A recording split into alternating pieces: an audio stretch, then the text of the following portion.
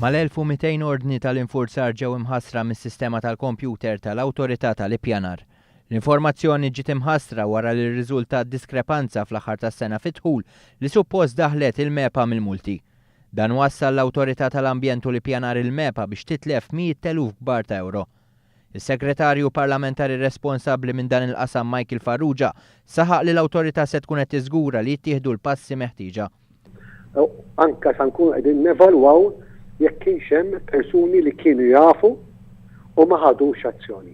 U minnu se jkunu qed jittieħdu il-passi kollha neċessarji. Se dan it-tant għaddej l-investigazzjoni interni u tal-Pulizija u mbagħad naraw xi riżultat minn hemmhekk. One News prova jieħu reazzjoni tal-ex-chairman tal-MEPA Austin Walker iżda ma rridx jagħti kummenti. Fit-tweġiba li tal-mistoqsijiet ta' One News, Austin Walker qal ma kienx jaf l-infiles intilfu. Iżda f'telefonata li saret lil Walker aktar kmieni huwa wieġeb li bħala chairman kien ikun jaf b'dak kollu li jkun għaddej fil-MEPA. Jiena kont executive chairman il-MEPA u naf preċiż dak li kollu li kien qed jiġri. Fi żmien li Walker kien chairman kellu salarju ta' 93,000 euro bil-karozza mħalsa, mobile u internet b'xejn, kif ukoll insurance għalieħu għall-familja tiegħu.